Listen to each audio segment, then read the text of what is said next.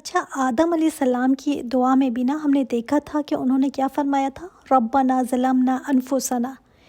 اسی طرح موسیٰ علیہ السلام نے بھی ادھر ان سے غلطی ہوئی، ادھر دعا کی، ڈیلے نہیں کیا کہ گھر جا کر سوچوں گا، یا 1-2 دن بعد احساس ہوا ہو کہ یہ میں نے کیا کر دیا، یا کسی نے ملامت کی ہو، جیسے ہم ہیں مانتے نہیں ہیں اپنی غلطی کو، بہانے تلاش کرتے ہیں، اس کے جواز تلاش کرنے لگتے ہیں، صفائی دینے کی کوشش کرتے ہیں۔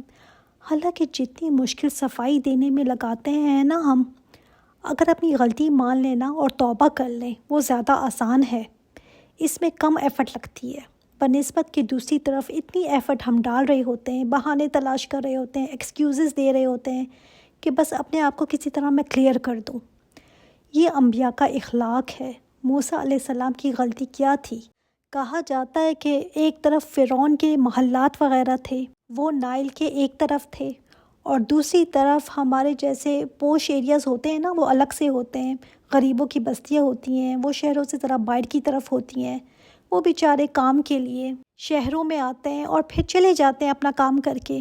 اسی طرح سے فرعون کے محلات، اس کے اپنے وزیروں کے گھر ایک طرف تھے، دوسری طرف وہ جگہ تھی جہاں اسرائیلی وغیرہ رہتے تھے۔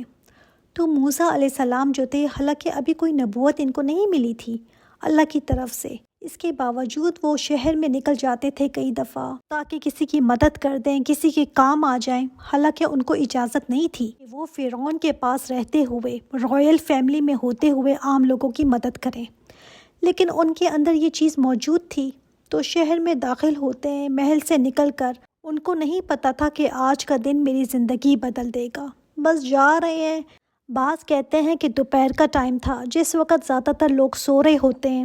تو موسیٰ علیہ السلام نے پایا 2 لوگوں کو جھگڑ رہے تھے، ایک اسرائیلی تھا، موسیٰ علیہ السلام کے گروہ سے تھا، اور دوسرا قبطی تھا، فرعون کے گروہ سے تھا۔ تو جو موسیٰ علیہ السلام کے گروہ سے تھا، اس نے مدد طلب کی۔ اب سڑک پر یہ جا رہے ہیں، آواز دی کہ مدد کرو میری۔ اسرائیلی نے پکارا موسیٰ علیہ السلام کو کہ میری مدد کریں آپ۔ اب قبطی جو ہے وہ کوئی ایسی بات کر رہا تھا جو ناانصافی کی تھی، اور یہ مان نہیں رہا تھا، اس پر جھگڑا چل رہا تھا۔ اب موسیٰ علیہ السلام نے سمجھانے بجھانے کی کوشش کی تو وہ نہیں سمجھ پا رہا تھا، تو موسیٰ علیہ السلام نے اس کو ایک گھونسا مار دیا۔ اب یہ سوچ کر نہیں مارا تھا کہ میں اس کو مار ہی دوں۔ اب موسیٰ علیہ السلام چونکہ آپ کو پتہ ہے فرعون کے محل میں، شاہی محل میں پلے بڑے تھے، غذا بھی بہت اچھی تھی، ماحول بھی بہت اچھا ملا تھا، آپ جوان بھی تھے اور مضبوط جسم والے بھی تھے، ان کا مکہ ہی اس کے لیے کافی ہو گیا اور وہ مر گیا۔ فوراً فرمایا کہ یہ تو شیطانی کام ہو گیا ہے، یہ کیا ہو گیا؟ اعتراف فوراً کیا، یہ نہیں کہ مرنے کا ٹائم اس کا لکھا ہوا تھا تو چلو مر گیا۔ ان کو اس وقت بھی شعور تھا کہ شیطان جو ہے وہ انسان کا دشمن ہے، اور شیطان ہی ایسے کام کرواتا ہے۔ تو فوراً دعا کی، ربی انی ظلمت نفسی فاغفر لی، فغفر لہ انہ هو الغفور الرحیم، کہ اے میرے رب، بے شک میں نے ظلم کیا اپنی جان پر، تو مجھے بخش دے، مجھے معاف کر دے۔ فوراً ادھر ایک گناہ ہوا، ایک کرائم ہوا، تو اس پر معافی مانگی، توبہ کی، فوراً ندامت، اپنی غلطی پر جسٹیفیکیشن نہیں تھی کہ میرا کیا قصور تھا، لڑ تو یہ رہے تھے، میں نے تو بس بچاؤ کی کوشش کی، میں نے تو بس مکہ ہی مارا تھا، میری تو نیت اس کو مارنے کی نہیں تھی۔ سبحان اللہ، ہم سے ایسا کچھ ہو جائے تو ہم کیا کہتے ہیں، تم نے مجھے غصہ دلایا تھا تم غصہ نہ دلاتی تو یہ نہ ہوتا۔ بجائے اپنی غلطی کے ماننے کے، ہم جسٹیفیکیشن اتنی دیتے ہیں الٹا دوسرا پر کہ تم نے مجھے غصہ دلایا تھا، بجائے اس کے کہ میں مان لوں کہ میں نے اپنے نفس پر ظلم کیا ہے۔ اگر ہم کہیں مان بھی لیں کہ اگر کوئی ملامت کرے یا برا بھلا کہے تو مان بھی اگر ہم نے لیا تو کیا کہتے ہیں آگے سے، ہاں ٹھیک ہے، بس میں نے ہی سب غلط کیا، میں ہوں ہی بری، میں ہوں ہی ایسی، خود کو پھر اپنے آپ کو مظلوم بنا لیتے ہیں ہم۔ اب پیغمبروں کے طریقہ دیکھیں ذرا، جس کا درجہ جتنا اونچا ہوتا ہے اس سے اتنی ہی ایکسیلنس کی ایکسپیکٹیشن ہوتی ہے۔ ان کے لیے ذرا سے بھی خطا بہت بڑی چیز سمجھی جاتی تھی، جیسے کسی کا جتنا بڑا عہدہ ہونا، چھوٹی سی بھی غلطی وہ افورڈ نہیں کر سکتا۔ اسی طرح موسیٰ علیہ السلام ایک بڑے مقام والے ہیں، ابھی نبوت نہیں ملی، لیکن ان کے اندر جو یہ ایک کوالٹی ہے اللہ کی طرف سے، اللہ کے چنے ہوئے جو لوگ ہوتے ہیں پہلے سے، وہ بعد میں اپنے اعمال سے نبی نہیں بنتے، اللہ نے پہلے ہی ان کو چوز کیا ہوتا ہے، ان کے اندر پہلے ہی ایسی خوبیاں ہوتی ہیں، آپ صلی اللہ علیہ وآلہ وسلم پہلے ہی صادق اور امین تھے۔ تو موسیٰ علیہ السلام سے غلطی ہوئی، ڈیلے نہیں کیا، فوراً معافی مانگی اللہ سے، فوراً اللہ کی طرف رجوع کیا۔ ہم بھی دیکھیں نا کہ اگر ہم سے کوئی غلطی ہو جاتی ہے یا کوئی کر لیں ہم تو فوراً معافی مانگ لیں، اس میں کم ایفرٹ لگتی ہے، بجائے کہ دوسروں پر ڈال کر خود کو بھی کلیئر کرنے کی کوشش ہم کرتے رہیں۔ اگر کلیئر کر بھی لیا نا دوسرے کے سامنے خود کو، اور دوسرا اگر چلو مان بھی گیا کہ اچھا بھائی تم ہی ٹھیک ہو، تو کیا ہوگا اس سے؟ غلطی مٹ تو نہیں جائے گی نا، وہ گناہ جو ہوا ہے وہ مٹ تو نہیں جائے گا جب تک کہ اللہ تعالیٰ سے معافی نہ مانگ لے۔ تو موسیٰ علیہ السلام کے اندر کوئی تکبر نہیں، یہ انبیاء کا اخلاق ہے۔ یہ قتل خطا تھی نا، جان بوجھ کر نہیں کیا، اور ہر انسان سے غلطی ہوتی ہے، کوئی نہ کہے کہ مجھ سے غلطی نہیں ہوتی۔ اگر اپنی غلطی کو پہچان کر اس کو مان جاتے ہیں نا تو یہی بڑائی ہے ایک انسان کی۔ آپ صلی اللہ علیہ وآلہ وسلم نے قسم کھا کر فرمایا کہ جو جھک جاتا ہے نا، عاجزی اختیار کرتا ہے، اللہ تعالیٰ اس کو پسند کرتا ہے۔ انسان جھک جائے، عاجز ہو جائے، مان جائے، اللہ اس کا مقام بلند کر دے گا لوگوں کی نظروں میں۔ کبھی معافی مانگنے سے نا کوئی نیچا نہیں ہوتا۔ اگر پیغمبر یہ کام کر سکتے ہیں نا تو ہم کیا ہیں پھر؟ ہم کیا چیز ہیں کہ ہم توبہ نہ کریں اور معافی نہ مانگیں اور اعتراف نہ کریں کہ ہم سے غلطی ہوئی ہے؟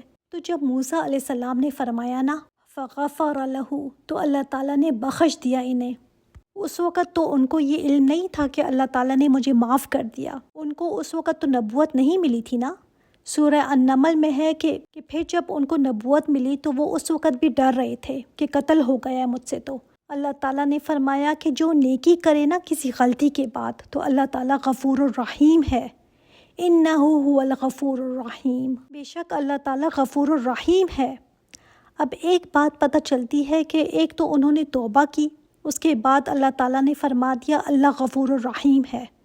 ہم جب توبہ کر لینا تو ہم بھی کہیں اللہ تو غفور الرحیم ہے، مجھے امید ہے کہ تو نے مجھے معاف کر دیا ہوگا، اللہ تو مجھے معاف کر دے۔ یہ نہیں کہ میں غلطی کرتی بھی جاؤں اور پھر کہتی بھی جاؤں کہ اللہ تو غفور الرحیم ہے، معاف کر دے گا۔ میں اپنے غلط کام نہ چھوڑوں، اس کو کنٹینیو رکھوں اور ساتھ بولتی جاؤں کہ اللہ غفور الرحیم ہے، تو یہ کوئی توبہ نہیں ہے۔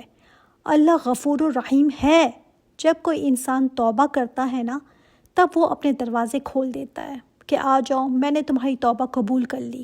اگر تم معافی ہی نہ مانگو تو پھر معاف کرنے کا کیا سوال؟ پہلے تو معافی مانگنی ہے نا۔ ہم اکثر اس میں خطا کھاتے ہیں جب ہم کہتے ہیں نا بس اللہ غفور الرحیم ہے۔ اگر کسی کو کہو نا کہ اپنی نماز ہمیں فکس کرنی چاہیے، یہ ٹھیک کرنا چاہیے، تو جواب ملتا ہے کچھ نہیں ہوتا، اللہ غفور الرحیم ہے۔ اس کا مطلب یہ نہیں ہے جو ہم کر رہے ہیں کرتے چلے جائیں، اس کو قائم رکھیں اور توبہ بھی نہ کریں اور اللہ معاف کرتا جا رہا ہے۔ کس چیز کی معافی؟ آپ نے معافی مانگی ہے کیا؟ جب آپ کو کوئی ندامت ہی نہیں، کوئی شرمندگی ہی نہیں، کوئی پچھتاوا نہیں، آپ کو لگتا ہی نہیں کہ آپ نے کچھ غلط کیا ہے، تو پھر کس چیز کی معافی؟ تو اللہ تعالیٰ غفور الرحیم ان کے لیے ہے جو اللہ سے معافی مانگتے ہیں۔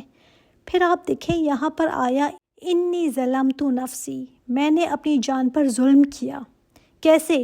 انہوں نے تو اس کو قتل کیا تھا۔ اصل میں انسان سے جب بھی کوئی غلطی ہوتی ہے نا یا گناہ ہوتا ہے تو وہ کسی اور کے ساتھ ہم نے زیادتی نہیں کی، اصل میں خود پر زیادتی کی ہے، کیونکہ گناہ کا وبال ضرور انسان پر پلٹ کر آتا ہے۔ جس نے کیا ہوتا ہے نا اس پر لوٹ کر ضرور آتا ہے۔ یہ ایک سائیکل کی طرح سمجھ لیں، what goes around come around۔ آج اگر کسی کے ساتھ زیادتی کروں اور یہ سوچوں کہ یہ میرے سامنے سر نہیں اٹھا سکتا، اس کی کیا حیثیت ہے، یہ تو میرا کبھی بھی کچھ بھی نہیں بگاڑ سکتا، اور واقعی میں وہ شاید نہ بگاڑ سکے، کبھی بھی آپ کا کچھ نہ کر سکے، لیکن وہ جو زیادتی آپ نے کی ہے نا اس کا وبال آنا ہی آنا ہوتا ہے، کیونکہ اللہ تعالیٰ کی پکڑ کو ہم کیوں بھول جاتے ہیں؟ وہ آنا پلٹ کر میرے اوپر ہی ہے۔ یا تو انسان کو اس دنیا میں اس کا وبال چکھنا پڑ جاتا ہے، اس کی سزا مل جاتی ہے، یہاں پر نہ ملے چھوٹ ہو گئی تو قبر میں مل جائے گی، ادھر بھی نہ ملی تو حشر میں مل جائے گی، ادھر بھی نہ ملی تو جہنم کی صورت میں ملے گی۔ تو زیادتی پھر کس کے ساتھ کی؟ ظلم کس پر کیا؟ اپنے ساتھ ہی کیا نا، کسی اور کے ساتھ نہیں کیا، خود اپنے ساتھ کیا، اپنے اوپر مصیبت ڈال دی، سزا کو اپنے اوپر بلا لیا۔ وہ جس کو دنیا میں مل گئی نا وہ تو پھر چلو لائٹر سزا ہے، لیکن جس کے لیے آخرت کے لیے اٹھا رکھی گئی وہ سزا، وہ سمجھتا ہے کچھ بھی نہیں ہوا مجھے، نہیں، اچھی طرح سمجھ لیں کہ اس کی سزا کو ڈیلے کر دیا گیا ہے، آخرت کے لیے رکھ دی گئی ہے اس کی سزا، اللہ وہاں پر دے گا اگر توبہ نہیں کرتا۔ اگر توبہ کر لی تو پھر ٹھیک ہے، مگر اگر توبہ نہیں کرتا نا اور ظلم کرتا ہے کسی پر اور وہ سوچتا ہے میں تو نہیں پکڑا گیا، کچھ نہیں ہوتا، تو اس نے اپنے اوپر وبال لے لیا، پھر خود پر ظلم کیا ہے، پھر کسی اور کے ساتھ نہیں کیا۔ اچھا، پھر موسیٰ علیہ السلام کی ایک اور دعا آیت نمبر 24 میں، ربی انی لما انزلت الی من خیر فقیر، اپنے رب کی طرف رجوع کیا کہ اے میرے رب، جو بھی تو خیر، من خیر کا کیا مطلب ہے؟ جس قسم کی بھی جیسی بھی خیر تو میری طرف نازل کرے نا، میں اس کا محتاج ہوں۔ اور خیر کا معنی کیا ہوتا ہے؟ دیکھیں، موسیٰ علیہ السلام کو اس وقت کیا چاہیے؟ سب کچھ ہی چاہیے نا، کھانے کو بھی چاہیے، پینے کو بھی چاہیے، گھر بھی چاہیے، آمدنی کا ذریعہ بھی چاہیے، پھر اس کے بعد ان کو کپڑے جوتے بھی چاہیے، شیلٹر بھی چاہیے، سب چیزیں ہی چاہیے۔ ان سب چیزوں کے لیے انہوں نے ایک لفظ بولا، موسیٰ علیہ السلام نے، خیر۔ خیر میں یہ سب ہی چیزیں آ گئیں۔ خیر ہر طرح کی بھلائی کو کہتے ہیں، ہر طرح کی۔ یہ ایسے مانگنے والے کی دعا جو واقعی میں فقیر ہو، یعنی یہ دعا کہ اللہ اس وقت تو کچھ بھی مل جائے مجھے۔ ڈیسپریٹ سچویشن میں یہ دعا پتہ چلتی ہے، کیونکہ فقیر کون ہے؟ وہ نا جس کی کمر ٹوٹ گئی ہو، جو بینکرپٹ ہو گیا ہو، اس کے پاس کچھ بھی نہیں ہو۔ اب ایسا انسان جب مانگ رہا ہے تو وہ کیا کہہ رہا ہے کہ اللہ میرے حالات اتنے مشکل ہیں، میں بالکل خالی ہاتھ ہوں، بالکل فقیر ہوں، مجھے تو خیر چاہیے، خیر میں سب کچھ ہی مل جائے مجھے۔ تو یہ جو ان کی دعا ہے نا، اٹ سیلف بتاتی ہے کہ موسیٰ علیہ السلام کتنے عاجز مزاج تھے۔ انہوں نے اللہ تعالیٰ کو شکوہ نہیں کیا، بلیم نہیں کیا کہ اللہ تو نے میرے ساتھ یہ کیوں کیا، اللہ تو نے مجھے یہ کیوں اتنے ٹف حالات میں ڈال دیا۔ شروع سے اگر ہم دیکھیں، فرعون نے ان کو ایڈاپٹ کیا تھا بیٹے کے طور پر، جو ان کی اصل ماں تھی نا، نرسنگ مدر، اس کو بھی وہ 1 دینار ایوری ڈے دیتے تھے۔ سوچیں موسیٰ علیہ السلام کا کتنا زیادہ اکرام ہوتا ہوگا وہاں پر۔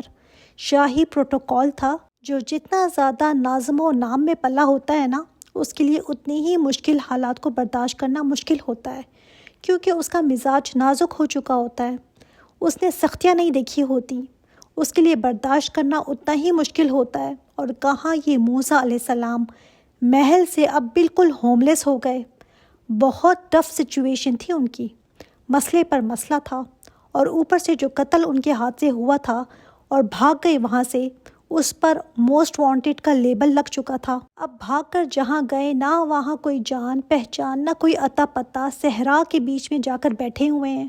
سوچ کے دیکھیں نا، کتنی مشکل حالت تھی ان کے لیے۔ اس میں اللہ تعالیٰ کو یاد کر رہے ہیں کہ اللہ میں ضرورت مند ہوں، اللہ میں محتاج ہوں۔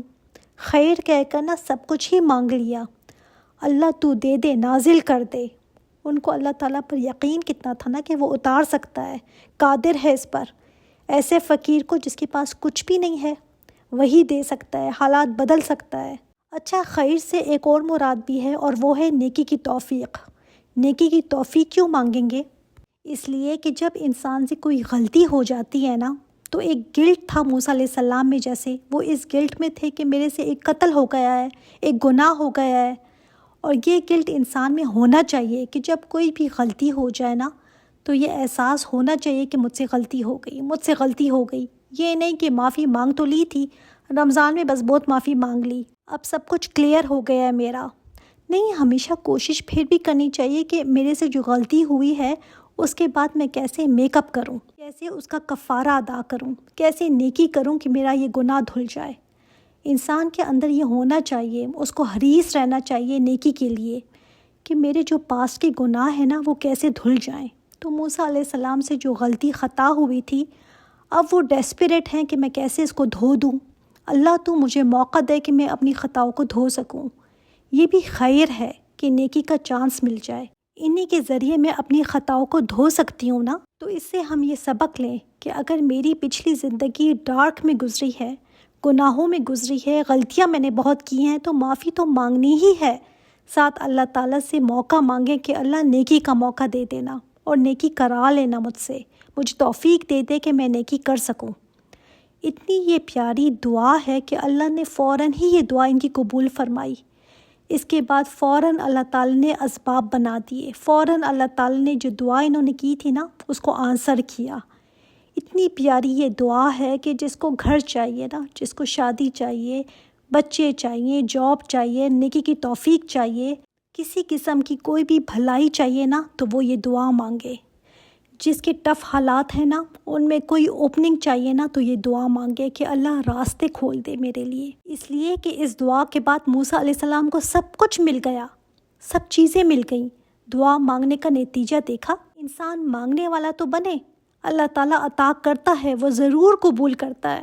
ٹف حالات میں نا دن تو کیا ایک ایک گھنٹہ بھی پہاڑ کی طرح ہو جاتا ہے، اور خاص طور پر فیوچر میں جب کچھ نظر نہ آ رہا ہو۔ لیکن جب یہ دعا انہوں نے کی نا تو بس اللہ تعالیٰ نے کیسے قبول فرمائی، پھر ان کے لیے وسیلہ بنا دیا۔